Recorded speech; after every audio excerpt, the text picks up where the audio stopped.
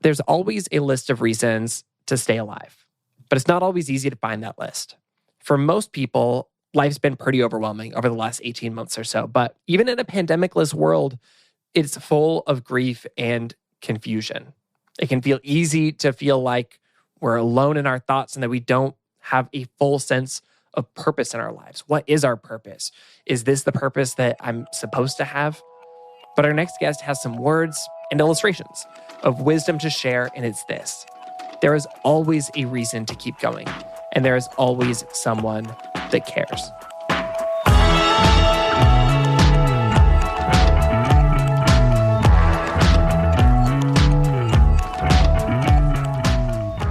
Our guest today is Adam J. Kurtz, a friend and a previous podcast guest. You've probably seen his artwork go viral on social media. You honestly probably follow him already. If you follow me, I love Adam's work. I'm always sharing it. And he, of course, has also been featured in places like The New Yorker and Nylon. Adam is a designer, a public speaker, and a mental health advocate. And his new book, it's his fourth book, You Are Here for Now, a Guide to Finding Your Way, just came out. It is so good. It is filled with essays and illustrations about personal transformation. And inside, Adam shares his wisdom in an honest and humorous way that he's, iconically known for, that calls us to have empathy for ourselves and the people around us. If you've ever thought, how will I get through this moment? You are not alone. None of us are. But in this episode, Adam shares about the importance of intentional action, genuinely connecting with our communities and the people that serve us in our communities, and why change isn't always a terrifying thing, but perhaps something that is inevitable and good for our identities. I loved getting to talk with Adam about his new book. It is truly so good. I'm not just saying it, I love it. Also, it's just so good to get to catch up. And I hope that you love this episode. And so let's dive straight into it.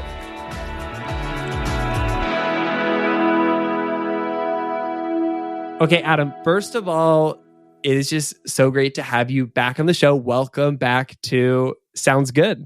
Thanks so much. I can't believe it's been 5 years. And we're still here.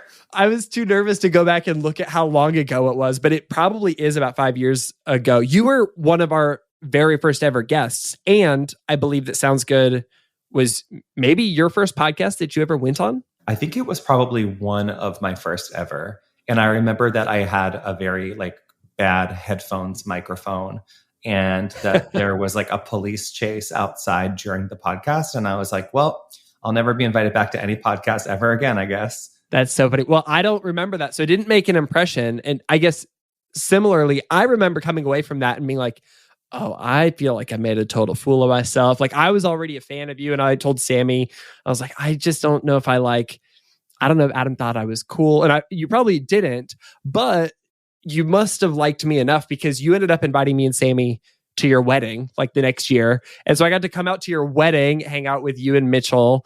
And since then, you have played a pretty significant role in helping Good get up and running. You helped me figure out how to print and ship the Good newspaper and run a merch site and all of those things. And so it's been really cool how that podcast created a domino effect, I think, in our friendship and just, I guess, so many other things. Yeah. I mean, I think we were already friendly and Sammy and I were friendly online. And don't forget that we had barbecue with y'all in Nashville. And that's right. I did the blue newspaper pins when Good Newspaper launched on Kickstarter. So we have a creative friendship where we are friends because of our art, leading us to each other. And then we're friends beyond that, but then also share resources. And I don't know.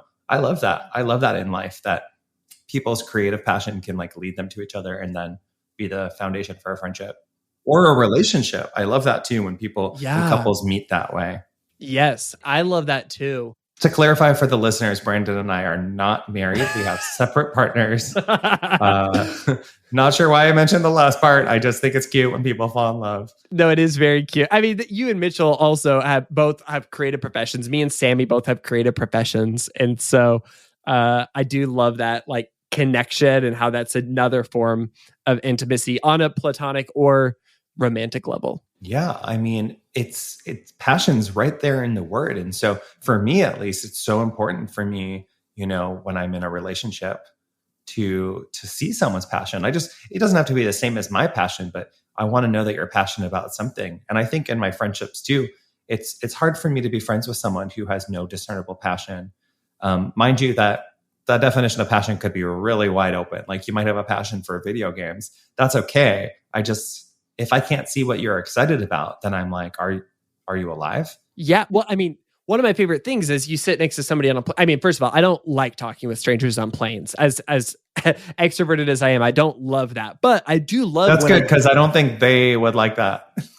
As soon as you started talking, I was like, oh no, oh no, oh no.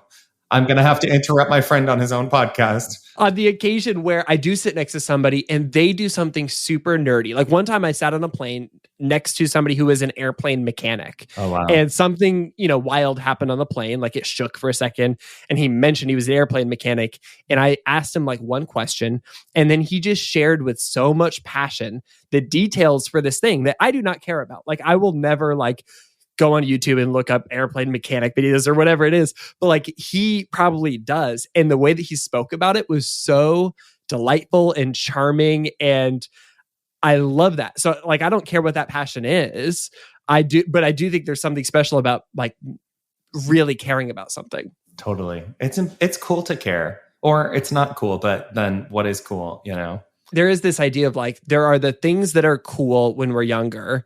And then we grow up and realize that those were maybe superficial. And that if you go deeper, that's not actually the thing that's attractive. That's not actually the thing that's connecting us to each other. Even though, it's on the surface, it does seem like the connective thing. It's no, we're all searching for that thing that is deeper. I think that it is cool to care once you get to the point where it's cool to care. Yeah, agreed. Okay, so for this idea that you and I were kind of, attracted to each other's work, creatively, professionally, this is the thing that I always am almost confused by and I've tried to figure out, because you and I on the surface have very, very different work, but there is something in common. And I think I was about to describe how I think of your work.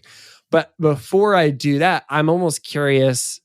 I would love to hear you describe what your work is, especially in terms of how you think it relates to good, and kind of the energy we bring to the table. I mean, I think of my work, whether it's visual art, whether it's stationery, books and writing, social media output, neon signs, or embroidered teddy bears. It's all me communicating in as many ways as I can. In my own voice and extensions of my voice, whether that's handwriting or a certain tone or snark, or, in the case of my upcoming audiobooks, I'm actually reading the words for the first time, which is very cool. And I think that communication with other human people in a very real human way is at the heart of that. And that's, in my perspective of your work, that's exactly what you're about, is communicating with people and helping people through that communication. It's just standing up and being like, hey, I actually give a shit. Hope that's okay. And if you also give a shit, then welcome to this conversation. Because there's so many people who are not speaking up because they don't know how to, because they don't want to, because it's exhausting, because they're busy, which is totally there's so many valid reasons that people don't stand up, that people don't, stick out their hand or I don't know, try to interrupt the flow of things. And I feel like good shows up and is like, hey, yeah, the world is actually so hard and bad, but it's also extremely good and nice. And here are some of those things. And just sticking out when it would be easier not to use your voice that way to help other people and to feel more okay. That I have so much respect for. And that is something that I would love to do. Or to think that I do as well. No, I absolutely think that that's something that you do. I think you do a really good job of that. And I think I do too. I was being humble. Sorry, let me clarify. Yeah. I like what I do, and I think I've gotten pretty good at it too. It's weird to say that, but that's something that happens, right? So first it's intimidating to speak.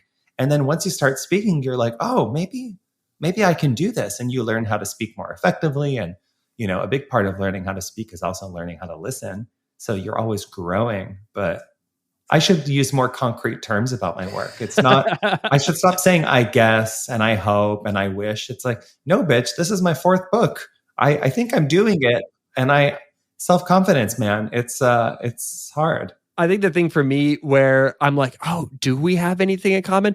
Is that your work has this like negative undertone. And negative isn't the right word. The real word is real. You are very real. You're like, there are bad things, like bad things exist. But in the same way, like the good things that exist in the world are equally real. And I think you always strike that perfect balance. And I genuinely think that if you and I hadn't met before I founded the Good Newspaper would be a lot more toxic positivity. And I think I would have neglected to see that value of saying, and wait, hold on. Actually, I realized I wrote down a quote from your book, which is that you said, negativity provides context for positivity. And unfortunately, we need both. And I'm like, that is such a perfect way to describe this thing. And the positivity doesn't feel good at all unless you have that negativity. And so I think that on first glance, I'm like, oh, this negativity is not up my alley. And then I'm like, no, this is the most real and connective thing. And I think it feels so much more authentic than somebody who is just quote unquote positive online. Yeah. I mean, you need the duality. And to ignore the negative would also be kind of insane, for lack of a better word. Like bad things happen. And what you're describing in my work, I started calling backhanded optimism, where I get to the right place eventually, but I need to cycle through the bad or the hard or the difficult or the negative, because that's actually how I feel and experience the world. Like I skew negative, and then I take stock of all the positive, add it all up in my head. And then I'm like, okay, actually, I'm pretty okay right now. It's that thing of like, if all you had were high notes, or if all you had was sweet, you wouldn't know it was sweet anymore. You need the low notes, you need the sour and the bitter. You need the full flavor, you need the full orchestra in order to have a beautiful meal or a piece of music. I'm mixing my metaphors here, but we know what I'm saying. Is that combo music food metaphor that I think really speaks to all of my senses. So thank you for that. Yeah, those are kind of the only two things I care about. Or two of my favorite things, music and food. I mean, those are two things that just make life worth living. Those are two things that I can always get excited about, sharing a meal, or, oh man, we just bought some pears yesterday and they are so good. When a piece of fruit is just like the best version of that fruit that you've had in a while, and it reminds you of every other time you've had that fruit, and it reminds you that like, there's so many fruits you can eat in the world. That's the number one reason to keep going, is there's more fruits to eat. I should have put that in the book. I mean, I won't spoil this chapter. I mean, I will spoil the chapter. Chapter. You have a chapter that's basically reminding people of the reasons that they should keep going and stay alive. And the spoiler is that you think people should stay alive. But I think that you did such a good job of articulating, things in a very poetic and beautiful way that also, again, really acknowledged the challenging parts of life, while also saying there are little things and big things that will mean a lot to you in the future. And I don't think I'd ever seen an articulation of why somebody should stay alive that was so resonant. And I think people will really find it delightful, which is a funny thing to say about a suicide prevention chapter. Yeah. I mean, I think that's just it, is like, the book is not only that. The book is not only extremely heavy things, but when I talk about mental illness in very blunt terms, I'm always doing it with a sense of lightness and humor. For me, humor is the silver lining that makes the bad okay.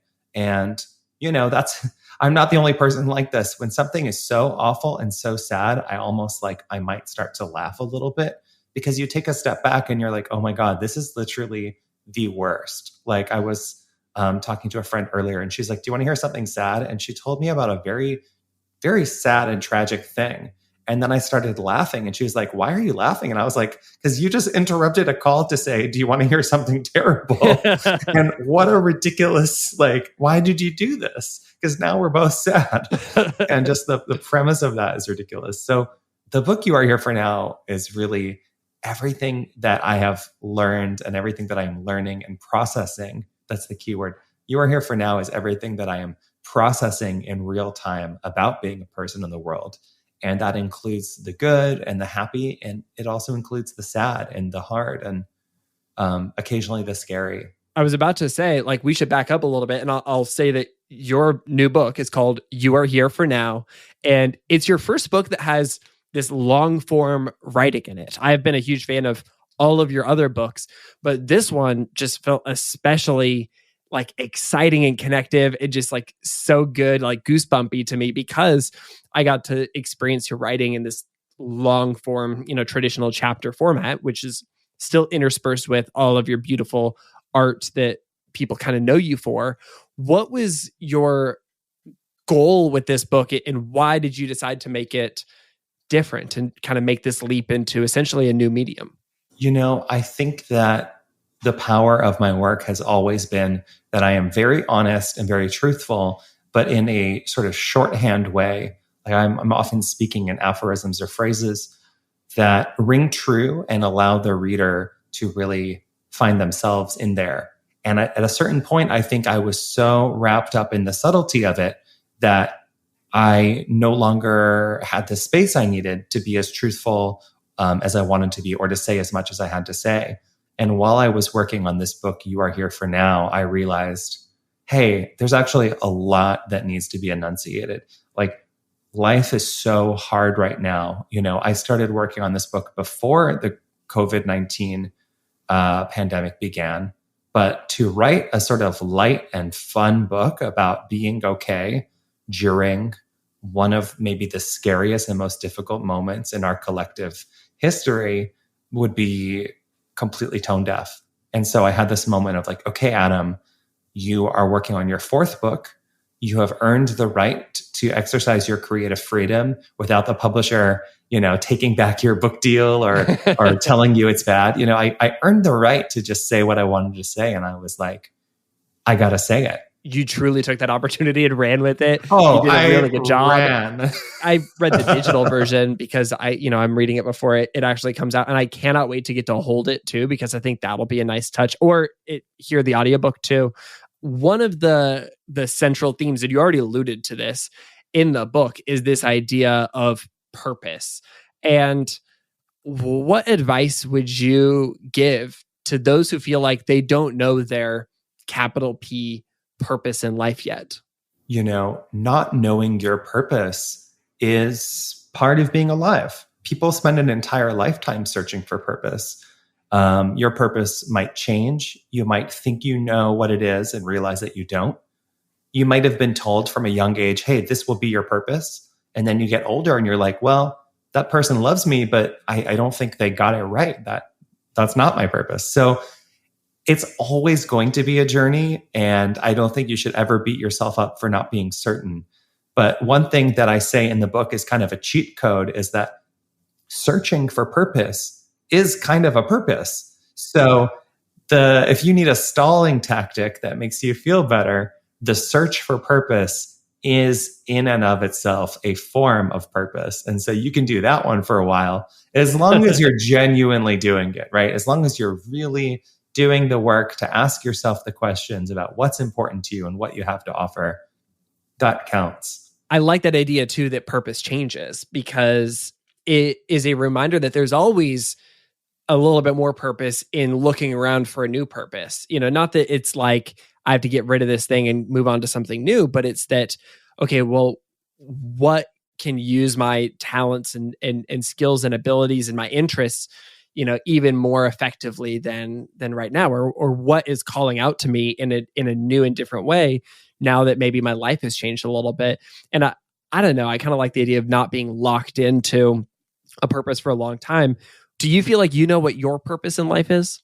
I think that there is an important distinction to be made between a sense of purpose that we really feel innately that calls to us, and then a skill set that we possess that makes us especially good at doing something.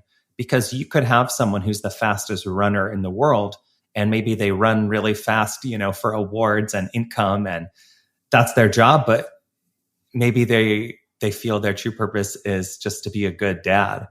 And so we really need to create that distinction between, okay, what do we think we're good at versus what are we genuinely not just passionate about, but feel uniquely called to do. And for me, I always think about my sense of purpose as rooted in acts of service for others. That doesn't mean I'm especially good at helping others. In fact, I'm often overbearing, right? Like I see someone standing at a party and I'm like, here, sit. And they're like, no, I don't want to. And I'm like, what do you mean? Here's an armchair. And they're like, no, I'm fine, right? So my sense of purpose is not always good, and I'm not always the best at it. But I realized over time that I'm really called to help others in any way that I can. And part of that for me has been shifting my art from something that helps me express myself into something that helps me express myself while also connecting with others and reflecting truths back to others and commiserating with others. And that has been a really long journey of realizing that, hey, the things that I feel and think in my brain actually resonate very strongly with some other people, right? And I don't think the whole world loves me, but there's maybe 1% of people in the world who have an inner monologue that's kind of similar to mine. And when those people stumble onto my work, they're like, holy shit, I can't believe other people think like this. I thought I was crazy. And I'm just like, well, surprise, bitch, I might be crazy too. I'm not saying you're not. I'm just saying you're not alone. I think that was one of your list, like in your list of reasons to stay alive. I think you mentioned this idea that like we always underestimate how big this world is. And it's pretty likely that somewhere in the world, somebody knows how you're feeling. And I was like, oh, that is a really good point. Like, I don't think any of us are really unique, precious butterflies in any of the ways we think. And at the least, there's somebody else who probably has that connective experience. There's always someone out there who gets it. And one very small silver lining to this pandemic has been I have felt an openness from others to be more truthful when saying, when answering the question of how are you? So it used to be someone says, how are you? And you say, oh, I'm fine. How are you? And now you say, how are you? And sometimes, more often than I think they used to, people actually give you a real answer. And I love that. I'm loving that change because a lot of people are going through a lot of stuff, and pretending that you're not, that doesn't really help anyone else. It's good to have boundaries, don't tell everyone that you're flailing, but if you tell someone who cares about you, they might be able to help. And then you don't have to be so alone. And if you tell a stranger, I mean, not a stranger, but like, you tell somebody who maybe isn't in your life that, things aren't going great and you're just authentic. You're not putting a burden on them, but you're just telling the truth. If they have been going through their day or their week or their year feeling this heaviness and feeling like they were alone, who knows what that could unlock for somebody to feel like, oh my gosh, I'm not the only one who feels heavy right now. Yeah. I think it's hard to know what spaces are appropriate for that.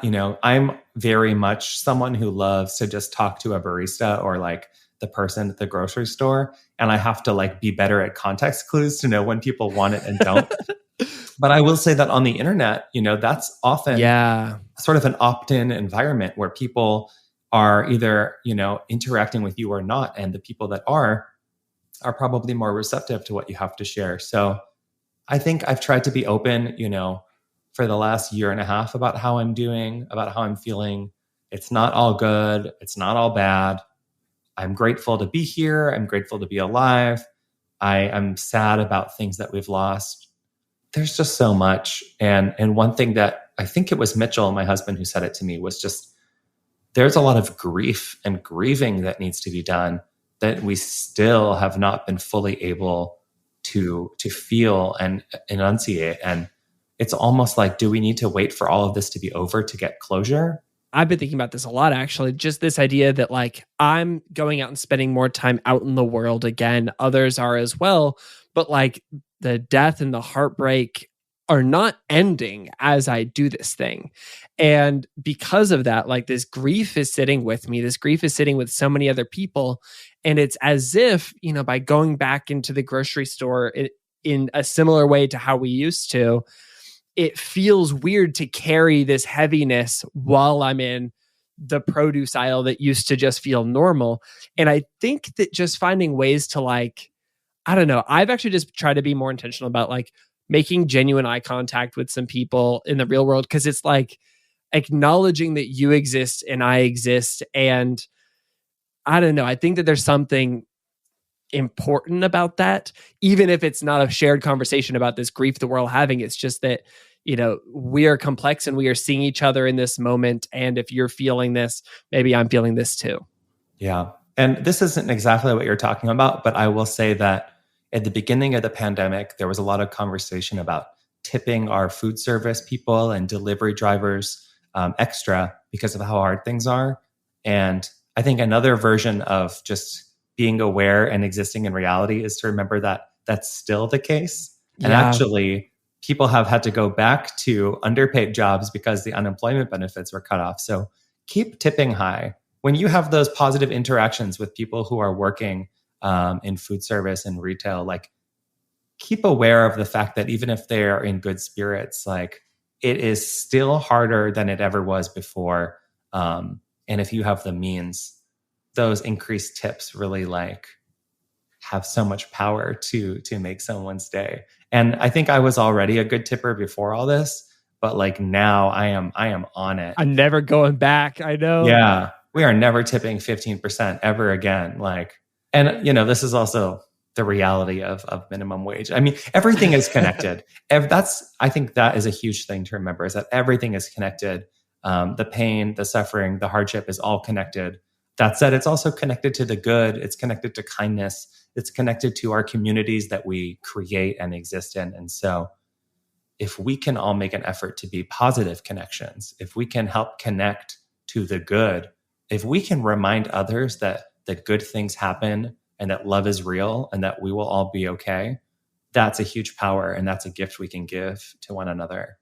And none of that is possible without acknowledging first the struggles and the injustices and the heartbreak that's in the world.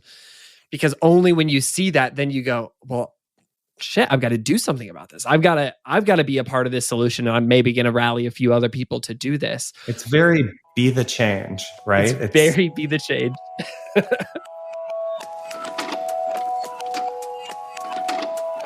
We are going to take a quick break. And when we come back, Adam and I are asking the question of, is searching for purpose actually a purpose in and of itself? And we're also talking about tragedy in a very blunt and humorous, but ultimately optimistic way. We'll be right back.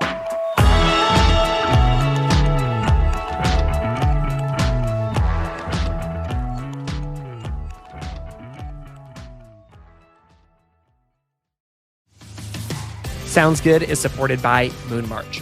Moon March is the agency that partners with causes, campaigns, and companies to create a better future.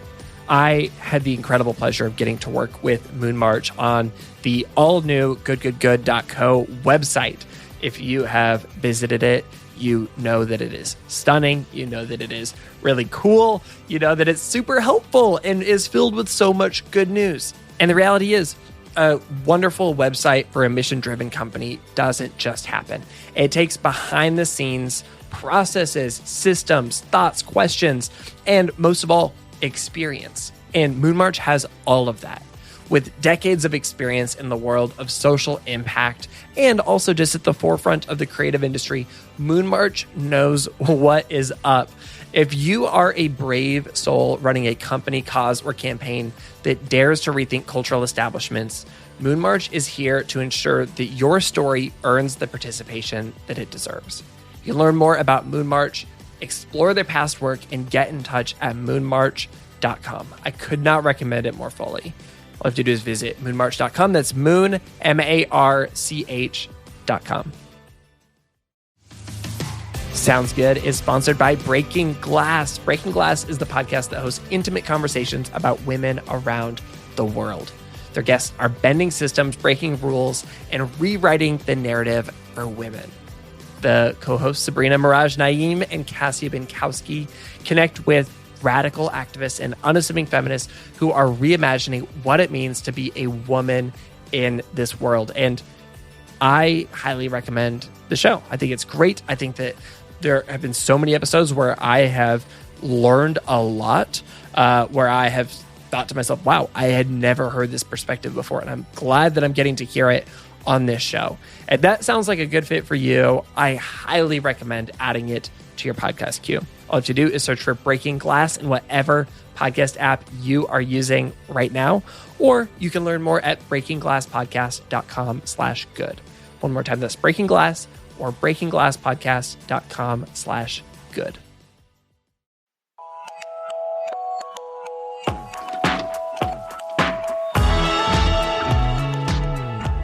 You have this other quote from the book that really stood out to me. You said, you already know how bad it can be, so focusing on positive change instead isn't the same as ignorance. And that's the thing that I kind of get a little bit afraid of sometimes when, I'm doing my job celebrating the good that happens in the world. And, maybe I'm spending a little bit less time doom scrolling. Is it ignorance to not be giving the heartbreak that's happening in the world, to not be giving this my full attention? And I found that quote to be really encouraging. But I also imagine that you were kind of thinking about that in terms of mental health and maybe, the anxieties of imagining what could happen that goes like wrong. What were you thinking when you wrote that quote? When you wrote that thing that then I quoted? I was thinking both things, to focus only on the negative or positive in our own lives is always going to be harmful. Toxic positivity is, I think, a fairly common phrase now. Like, people are familiar with the concept of toxic positivity. And maybe even just a couple of years ago, we weren't there yet. Even just a couple of years ago, we were still like positive vibes only, good vibes, good vibes. Mm-hmm. And now it's like, well, wait a second, because actually neggy vibes exist too. And I think about it a lot. And, there's an essay in the book called Bad News Pairs, which is a very dumb dad joke metaphor that you'll have to read to get. But it's basically all second pair reference of the day, by the way. I guess I just love pairs. Yeah, what can I say? And it's all about that sort of vibe, that okay vibe stasis where good vibes and bad vibes can exist. And I will say that, in your work, Brandon, there maybe have been times in the past where my own feeling as your friend was like, okay, this is feeling a little bit like positive, but you have very clearly in your work, and the community, the Good Newspaper community has really done the work to make sure that the conversations are balanced and to identify the bad that's being addressed by the good. And that's part of celebrating the good, is understanding what's so good about it, right? It's like, we know kittens are good, but we don't always know why the actions taken by so-and-so are good unless we know the why they're taken and who they're for and where they occurred and what's the historical context for when this is happening at this moment in time. And so I think, we need the context to really appreciate the good. And I think that the work you do has been very careful and very intentional in providing that complete context so that people are not just celebrating at the end, but really understanding the entire journey to get to that happy ending. Well, on behalf of the team and our community, I'll just say thank you for that and those very kind words. And that's something that we're certainly trying to be intentional about. And it's, it doesn't come easy, but I think that that's it's a really good practice for us and something that we're just trying to model, because I think everybody is trying to wrestle with that dichotomy. And so if we can try to set a tone for what that looks like, I think it can just create a healthier approach to discourse and maybe a healthier approach to just kind of how we all get to experience the news and the things that happen in the world. Yeah. I think that for most people, the impulse is either digest too much, that doom scrolling. I always think of Karen Ho, because she tweets her doom scrolling reminders. So good. There's that side. And then there's just like I pretend I do not see it, bury your head in the sand. And it seems like it's always that extreme of one or the other. And for me, I'm always very intentionally trying to have a diet that includes both, because I need to know what's happening. I need to know, a little bit of what's happening in the world around me so that I feel tethered to something outside of myself. Too much time inside your own brain isn't necessarily healthy either. On the other hand, when you become obsessed with the news cycle and you allow every piece of news to impact you in a deep, guttural, emotional way, that's unhealthy too. So I go through phases where I turn off my notifications. I turn off all push notifications. That's my number one piece of advice. It's really good advice. I've done the same thing. Yeah, just opt out a little bit. And then if you can, move to Hawaii, because the time zone really, I log into Twitter in the morning and Twitter's like almost halfway done for the day. And it's like jumping in the middle of an episode of Law and Order. Like, you can figure it out, but you're closer to the end and you miss the setup.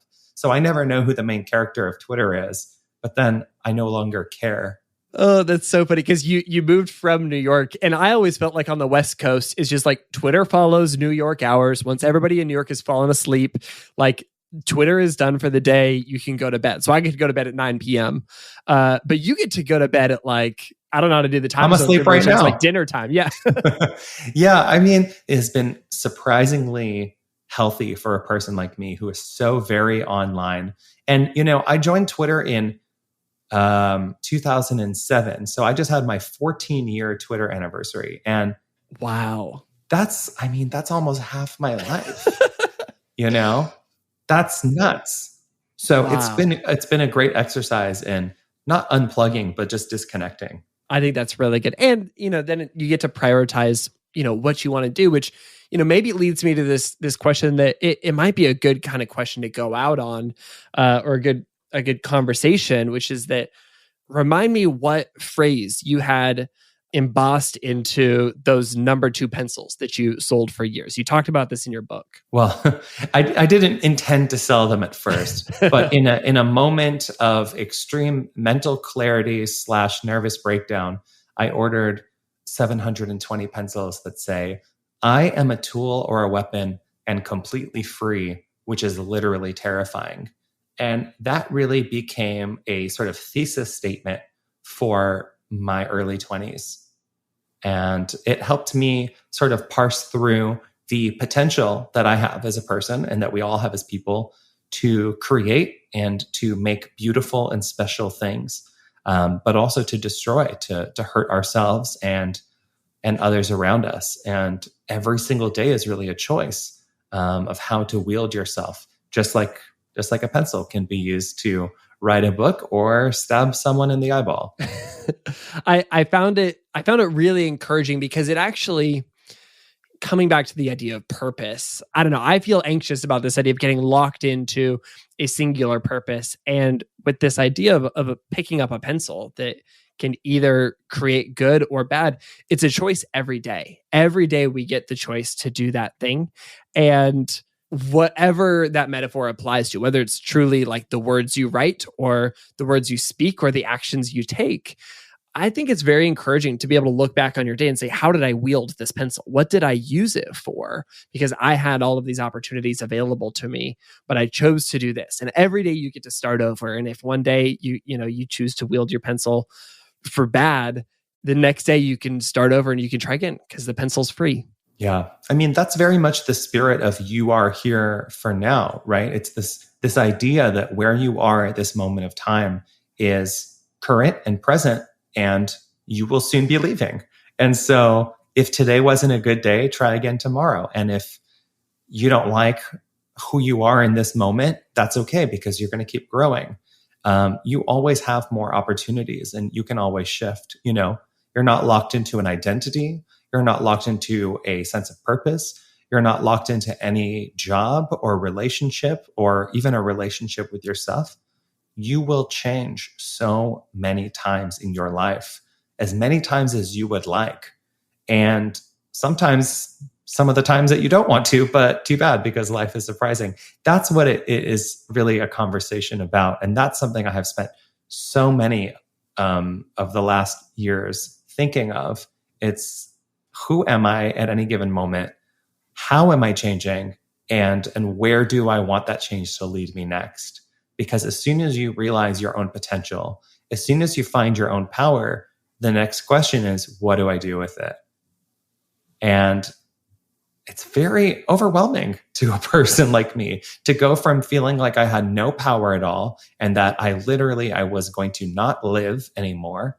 And then suddenly be like, not only am I going to live, but I'm going to do things, I'm going to make things.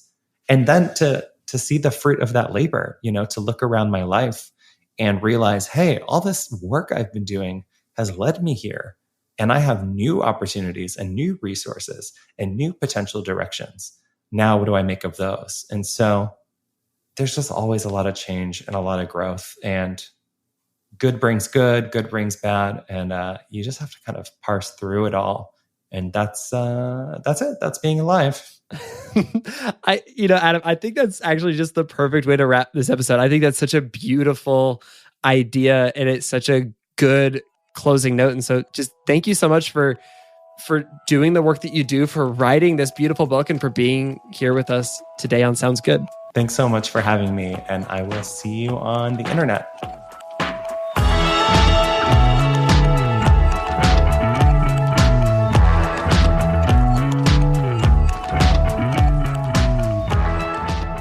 That was Adam J. Kurtz, author of You Are Here for Now, a guide to finding your way. You can order his book wherever you buy your books, and you can see more of his work at his website, adamjk.com. And of course, you can follow Adam on Instagram and Twitter and TikTok at AdamJK. One more time, you've got to get the book. You Are Here for Now. Click the link in the show notes. I love it. It's cute. It's sitting on my coffee table. I've already read it a second time. Okay.